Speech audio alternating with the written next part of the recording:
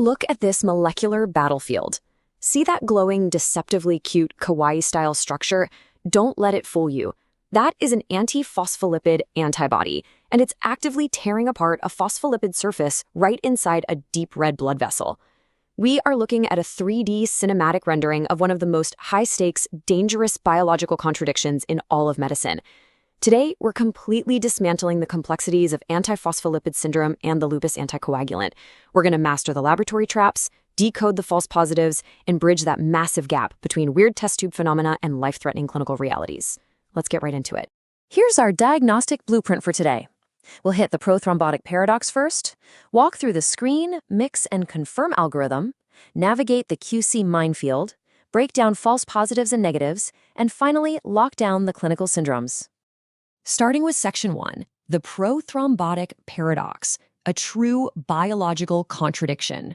We really need to dive deep into this contradiction because it is a massive trap for clinicians and students alike. Think about it.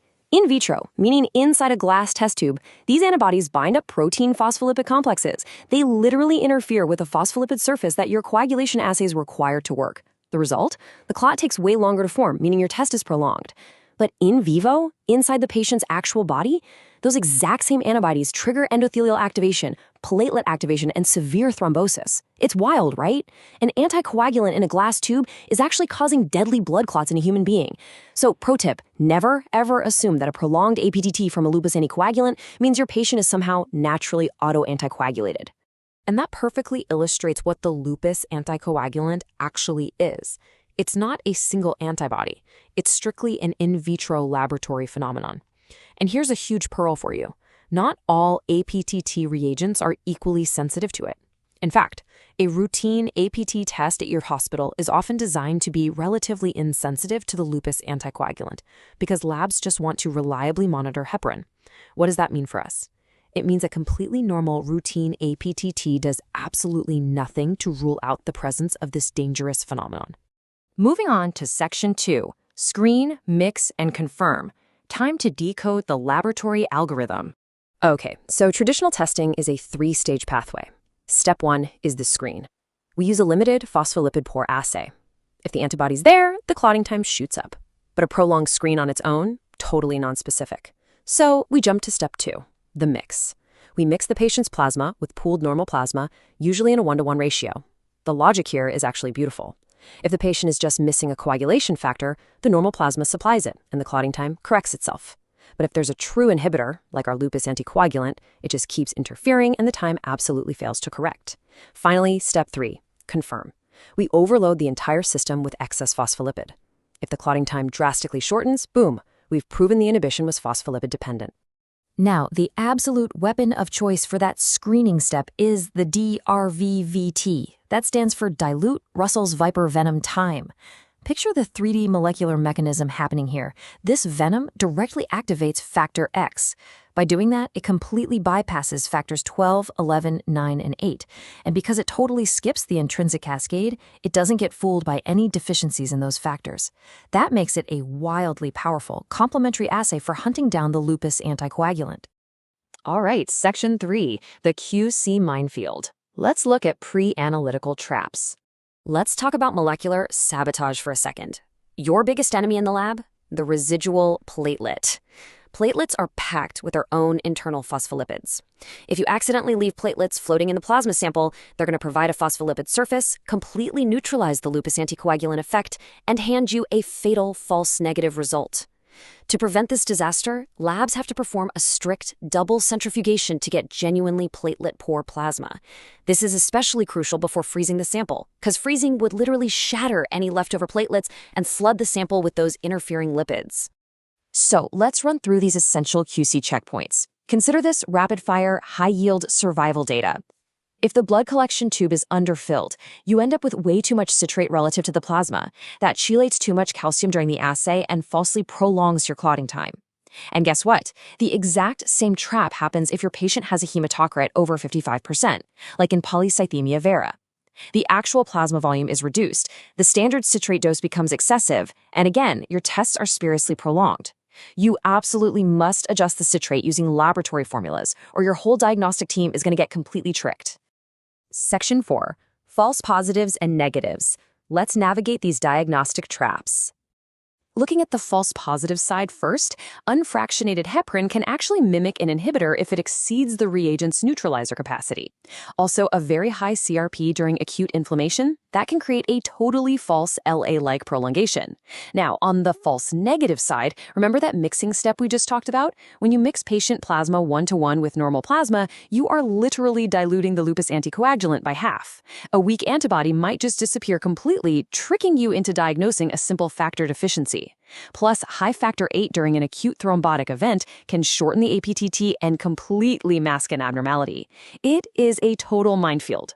But listen, the absolute biggest modern pitfall, the trap that catches almost everybody nowadays, is DOACs, direct oral anticoagulants like rivaroxaban or apixaban. These drugs are capable of producing profound false positive patterns, especially in that dRVVT assay we rely on so much. The drug itself prolongs the screen, distorting the assay ratios to perfectly mimic a lupus anticoagulant, even if the patient's immune system is completely normal. The golden rule here is simple. A single abnormal dRVVT ratio in a patient taking a DOAC absolutely does not equal a definite diagnosis. Bring us to Section 5, Clinical Syndromes and Management, moving beyond the laboratory. To really grasp the clinical risk, you have to understand triple positivity. This is when you have the concurrent presence of all three core laboratory categories: the lupus anticoagulant, anticardiolipin antibodies, and anti-beta-2 glycoprotein 1 antibodies. This represents the absolute highest risk molecular profile.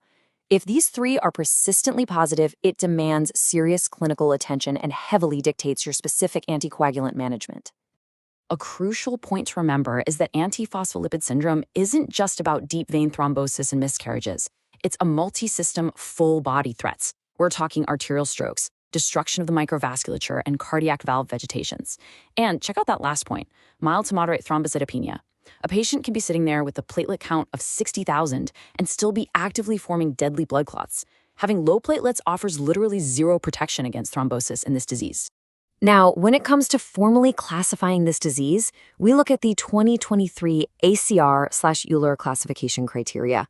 It requires at least 3 clinical points and 3 laboratory points. But listen carefully here.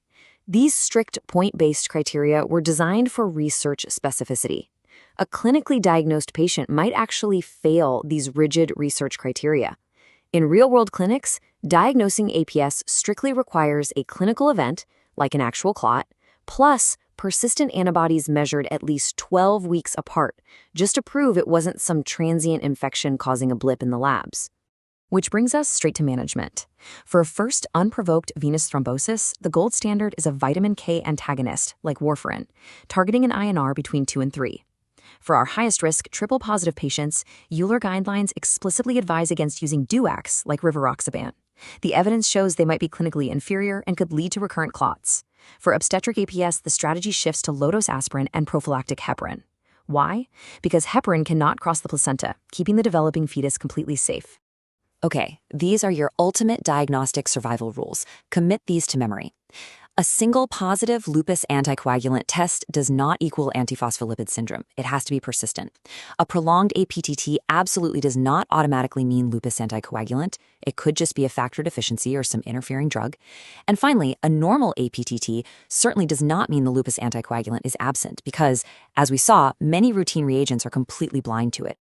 I'm going to leave you with this final provocative clinical trap.